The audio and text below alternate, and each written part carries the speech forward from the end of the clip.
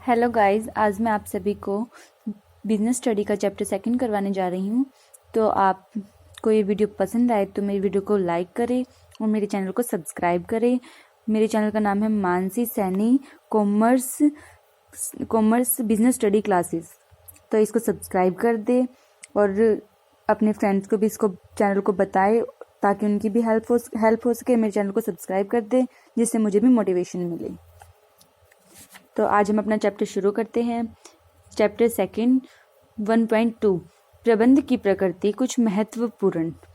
तो nature of management some important issue. तो देखिए, इसका सबसे पहले हम कॉन्सेप्ट देख लेते हैं क्या है। प्रबंध विज्ञान के रूप में कैसे है, जो प्रबंध मैनेजमेंट है वो साइंस के रूप में कैसे है, प्रबंध कला के रूप में, मैनेजमेंट आर्ट के रूप में कैसे है, प्रबंध पेशे के रूप में, मैनेजमेंट प्रोफेशन के रूप में कैसे हैं। तो हम समझते हैं इसको वो कैसे हैं। तो हम देखते हैं, पहले आपको मीनिंग पता होना चाहिए कि विज्ञान और कला का। जैसे मैंने कल बताया आपको विज्ञान क्या होती है। जब हम किसी विषय के बारे में, सरल शब्दों में बता रहे हैं आपको, किसी विषय के बारे में जानकारी प्राप्त करना क्या होता है, विज्ञान। और उस विषय से संबंधित जानकारी को प्रयोग में लाना क्या कहलाता है, कला कहलाता है। तो वीडियो को हम ज़्यादा लंबी नहीं करेंगे क्योंकि ज़्यादा बताएंगे तो वीडियो ज़्यादा लंबी हो जाएगी, फिर आप लोग भी बोर हो जाओगे सुनते। इसलिए तो हम शॉर्ट फॉर्म में यूज़ बताएंगे आपको, तो जो कि आपके समझ में आ सके। तो ठीक है, तो हम बताते हैं मीनिंग ऑफ साइंस। विज्ञान का अर्थ क्या होता है। विज्ञान एक क्रमबद्ध ज्ञान समूह होता है जो क्या मनुष्य द्वारा अवलोकन क्या होता है, निष्कर्ष निकालना, बार बार किसी चीज का छानबीन कर निष्कर्ष निकालना। अवलोकन और प्रयोग आपको पता ही है, एक्सपेरिमेंट के द्वारा आधार पर प्राप्त किया जाता है। इसको प्रमाणित करना यानी इसके हम जांच भी कर सकते हैं, इसको प्रमाणित भी कर सकते हैं हम। हमारे जैसे मैंने प्रस्तुत करना, प्रमाणित तो प्रस्तुत करना, हम प्रस्तुत भी कर सकते हैं इसको। कला और विज्ञान में अंतर भी है, बहुत ज्यादा अंतर है। ठीक है, तो कि कला के अंतर्गत यह माना जाता है कि लागू कैसे किया जाए, अर्थात पूर्व स्थापित सिद्धांतों को वास्तविक रूप देने की पद्धति क्या हो। ठीक है, तो विज्ञान वह क्रमबद्ध ज्ञान समूह है जो मनुष्य द्वारा अवलोकन एवं प्रयोगों के आधार पर प्राप्त किया जाता है। इस विज्ञान में कारण और परिणाम में संबंध स्थापित किए जाते हैं। तो हम देखते हैं जो विज्ञान है वो कला के रूप में कैसे है, विज्ञान प्रबंध के रूप में कैसे है। तो देखिए, प्रबंध के रूप में विज्ञान कैसे है। एक तो व्यवस्थित ज्ञान समूह का होना, तथ्यों के संग्रह, विश्लेषण एवं प्रयोगों पर आधारित सार्वभौमिक उपयोग, कारण एवं परिणाम संबंध, प्रबंध की वैधता की जांच एवं पूर्वानुमान। ये 5 पॉइंट है, हम इसको समझाएंगे शॉर्ट फॉर्म्स में। ठीक है, तो व्यवस्थित ज्ञान, जो प्रबंध और जो विज्ञान है वो क्या है, क्रमबद्ध ज्ञान समूह है। ठीक है, एक व्यवस्थित ज्ञान समूह, क्रमबद्ध और व्यवस्थित ज्ञान समूह। इसकी पहचान हम कैसे करते हैं, प्रयोगों के आधार पर, अवलोकन के आधार पर और कई वर्षों के शोधकर्ता एवं प्रयोग को स्थापित करके। ठीक है, दूसरा है तथ्यों के संग्रह एवं विश्लेषण एवं प्रयोगों पर आधारित। तो तथ्य क्या होते हैं, आंकड़े, उनके विश्लेषण जो जांच पड़ताल है या फिर अवलोकन भी बोल सकते हैं हम इसको, एवं प्रयोग, एक्सपेरिमेंट, इनके आधार पर की जाती है। विज्ञान की एक विशेषता है, ये एक तरह की हम विशेषता इसको लगा सकते हैं, तो विशेषता में इसको हम बोल सकते हैं। ठीक है, तो अब क्या है ये विशेषता, इनकी 5 विशेषताएं विज्ञान की कला के रूप में कैसे है। ये तथ्यों के संग्रह, विश्लेषण एवं प्रयोगों पर आधारित होती हैं। ये अनेक वर्षों के जो तथ्य हैं उनको विश्लेषण के बाद हमें प्राप्त होती है। और ये सिद्धांतवादी एवं संबंधित लोगों के लगातार उत्साह परिश्रम के बाद हुई है। इसकी स्थापना क्या हुआ है, सिद्धांतवादी एवं अन्य संबंधित लोगों के लगातार एवं उत्साहपूर्ण परिश्रम के बाद। सार्वभौमिक प्रयोग का क्या है, जो ये हम जो विज्ञान है जो कला के रूप में है, इसका हर जगह प्रयोग होता है। एक सार्वभौमिक प्रयोग होता है इसका, यानी सार्वभौमिक होता है हर समय प्रयोग होता है इसका, उन्हें हर परिस्थिति में हर समय लागू किया जाता है। उनका सार्वभौमिक उपयोग संभव है। विज्ञान के जो वैज्ञानिक है, जो विज्ञान है उसका सार्वभौमिक उपयोग संभव है। तो हम अगला पॉइंट करेंगे, कारण एवं परिणाम में संबंध। जैसे कि मैंने आपको पहले ही बताया, जो विज्ञान है और जो प्रबंध है वो कारण और परिणाम में संबंध स्थापित करता है। कारण और परिणाम में संबंध कैसे स्थापित करता है, जिस प्रकार प्रबंध के सिद्धांत कारण और परिणाम के बीच संबंध स्थापित करते हैं, उसी प्रकार जो विज्ञान है वो भी कारण एवं परिणाम में संबंध स्थापित करते हैं। क्योंकि विज्ञान को स्थापित ही कारण और परिणाम के आधार पर ही किया जाता है। उसकी स्थापना, उनके सिद्धांत जब बनाए जाते हैं तो कारण एवं परिणाम के आधार पर किए जाते हैं। अगला पॉइंट, 5th पॉइंट, परिणामों की वैधता की जांच एवं पूर्वानुमान संभव। अर्थात जो भी हमारे परिणाम निकलते हैं तो और उनकी वैधता जांच की जा सकती है और उनका पहले से पूर्वानुमान लगाना संभव है। प्रबंध के जितने भी सिद्धांतों के द्वारा इनकी जांच की जा सकती है और पूर्वानुमान लगाया जा सकता है।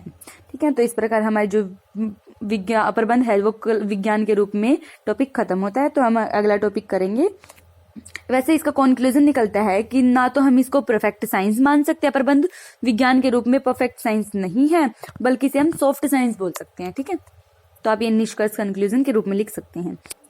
प्रबंध कला के रूप में कैसे हैं? हमको पहले कला का अर्थ पता होना चाहिए कि चातुर्य के प्रयोग से इच्छित परिणाम को ही कला कहा जाता है। क्या आप बोलते हैं? चातुर्य के प्रयोग से इच्छित परिणाम को ही कला कहा जाता है। किसी कार्य को सर्वोत्तम विधि से करना ही कला है। किसी भी कार्य को सबसे अच्छी विधि से करना ही कला कहलाता है। तो हम अब करेंगे कि जो प्रबंध है वो कला के रूप में कैसे है, या फिर हम बोल सकते हैं कि कला की विशेषताएं कौन कौन सी है। तो देखिए, व्यक्तिगत कुशलता एवं चातुर्य का होना। किसी भी कला तभी मान जाएगा जब उसमें व्यक्तिगत कुशलता होगी, किसी काम को करने की कुशलता होगी, चातुर्य यानी दिमाग होगा उसके अंदर। ठीक है, व्यवहारिक ज्ञान। व्यवहारिक ज्ञान का अर्थ ये है कि हम व्यवहारिक ज्ञान किसको बोलते हैं? जो मनुष्य के अंदर निर्णय होता है, विवेक होता है, व्यवहार होता है, कुशलता एवं नेतृत्व होता है, उन गुणों को हम व्यवहारिक ज्ञान कहते हैं। किसी भी व्यक्ति के अंदर इनकी झलक का होना बहुत ही आवश्यक होता है। प्रबंध में व्यवहारिक ज्ञान निहित होता है। इस आधार पर हम इसको जो प्रबंध को कला के रूप में मान सकते हैं। ठीक है, थर्ड है सार्थक परिणाम प्राप्ति धारणा। सार्थक परिणाम प्राप्ति धारणा को हम किस में बोल सकते हैं? कि बोल सकते हैं कि क्योंकि इसका संबंध उद्देश्यों को प्राप्त करना होता है, और प्रबंध में तो सार्थक परिणाम होता ही है, कम से कम विनियोग, श्रम से ज्यादा लाभ प्राप्त करना, तो ये सार्थक परिणाम प्राप्ति धारणा है। और अपने लक्ष्य को प्राप्त करना भी एक सार्थक परिणाम प्राप्ति धारणा है। प्रबंध की सफलता का मापदंड भी यही है, और पूर्व निर्धारित उद्देश्यों कितनी कुशलता और मितव्यता ढंग से प्राप्त करें। तो इस रूप में भी हम इसको कला के रूप में प्रबंध को मान सकते हैं। तो अगला पॉइंट आ गया अभ्यास द्वारा विकास। जैसे कला में अभ्यास के द्वारा विकास होता है, उसी प्रकार प्रबंध में भी जब हम अभ्यास करेंगे किसी चीज का, तो इससे विकास होना जायज है। ठीक है, तो इसमें हम बोल सकते हैं कि अभ्यास द्वारा विकास होता है, इसलिए हम इसको कला बोल सकते हैं। प्रबंध कला के रूप में है। रचनात्मक शक्ति। रचनात्मक का अर्थ ही क्या होता है? नई नई तरीके खोजना, विधियां खोजना, नया रचनात्मक शक्ति कहलाती है। तो प्रबंध में रचनात्मक शक्ति होना जरूरी है, और उसमें नए नए विचारों को खोज होना जरूरी है। उसी तरह कला में भी हम रचनात्मक शक्तियों पर विशेष ध्यान दिया जाता है, और उसका होना जरूरी माना जाता है। ठीक है, तो इस प्रकार हम प्रबंध को कला के रूप में मान सकते हैं। तो नेक्स्ट टॉपिक हमारा आता है प्रबंध पेशे के रूप में। अब हम इसको समझेंगे। ठीक है, फर्स्ट बात है कि हम पेशा कहते किसको? पेशे का अर्थ ही क्या है? पेशा क्या है? पेशा वह आर्थिक क्रिया है जो किसी विशेष ज्ञान एवं कुशलता प्राप्त व्यक्ति द्वारा समाज के विभिन्न वर्गों को बिना किसी लाभ के, बिना किसी लालच के दी जाती हैं, यानी निष्पक्ष भाव से दी जाती हैं किसी भी वर्ग को। ये किसी चीज में जाति प्रथा आदि का भेदभाव नहीं करते। जैसे डॉक्टर, चिकित्सक वगैरह, ये निष्पक्ष, जो सरकारी अस्पताल है वगैरह है, तो इसमें निःशुल्क ही दी जाती हैं। ये ऐसी जो हमें सेवाएं दी जाती है, इस चीज को हम पेशे में मानते हैं। तो पेशे में ये व्यक्ति आते हैं। तो अब हम देख सकते हैं कि प्रबंध पेशे के रूप में है या नहीं, हम ये समझते हैं। प्रबंध की पहली विशेषता है विशिष्ट ज्ञान एवं तकनीकी कौशल। तो हम इसको समझते हैं। विशिष्ट ज्ञान तकनीकी कौशल, किसी भी पेशे में तो ये चीज होती है, प्रबंध में भी एक विशिष्ट ज्ञान तकनीकी कौशल होना चाहिए। पेशे में भी एक विशिष्ट ज्ञान तकनीकी कौशल होना चाहिए। एक अपने प्रयोगों पर आधारित सिद्धांत एवं नियम होते हैं इनके खुद के, और एक व्यक्ति के पास चातुर्य का होना जरूरी होता है। इस आधार पर हम प्रबंध को पेशा मान सकते हैं, क्योंकि पेशे और प्रबंध दोनों में ही विशिष्ट ज्ञान एवं तकनीकी कौशल की आवश्यकता होती है। सेकंड है प्रशिक्षण एवं अनुभव प्राप्त करने की औपचारिक व्यवस्था।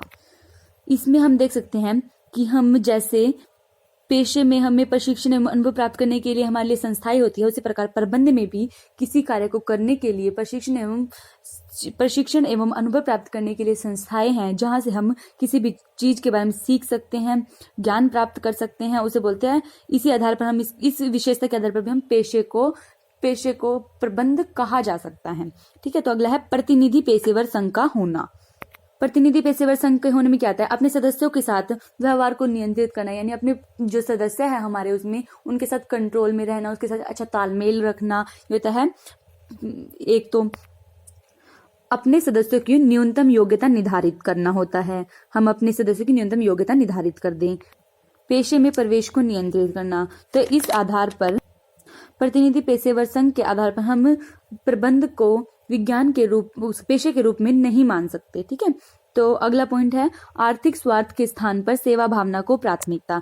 जिस प्रकार पेशे में आर्थिक स्वार्थ के साथ या अपने आप के लाभ के बारे में ना सोचकर सेवा भावना को प्राथमिकता दी जाती है, उसी प्रकार प्रबंध में भी आर्थिक स्वार्थ के स्थान पर अपने जो से उसमें कार्य करने वाले कर्मचारी होते हैं आदि के भावना को प्राथमिकता दी जाती है, उनकी सेवा की जाती है, उनके हर एक जो उन्हें दुख होता है उसको दूर किया जाता है, उनकी परेशानियों को दूर किया जाता है। तो इस आधार पर हम पेशे को प्रबंध के रूप में मान सकते हैं। ठीक है, तो अगला आचार संहिता का अर्थ क्या है कि जो हमारे पेशा है उसमें आचार संहिता का यानी ईमानदारी, कर्तव्य निष्ठता, नियम, पैमाने, नैतिकता आदि का होना जरूरी होता है। उसी प्रकार प्रबंध में भी ईमानदारी, नियम, नैतिकता आदि का होना आवश्यक होता है। इस आधार पर हम पेशे को प्रबंध के रूप में मान सकते हैं। इस तरह हमारा जो चैप्टर है वो यहाँ फिनिश होता है। हम इसका कंक्लूजन दे देते हैं आपको। कुछ विशेषताएं प्रबंध में पाई जाती हैं, परंतु हमारे पेशे की तेजी से विकास होने पर प्रबंध को पेशा भी कहा जा सकता है। ठीक है, तो इस प्रकार हमारा जो चैप्टर 2 है वो फिनिश होता है। अगर आपको हमारी वीडियो पसंद आए तो हमारी वीडियोस को लाइक करें, चैनल को सब्सक्राइब करें। Thank you so much.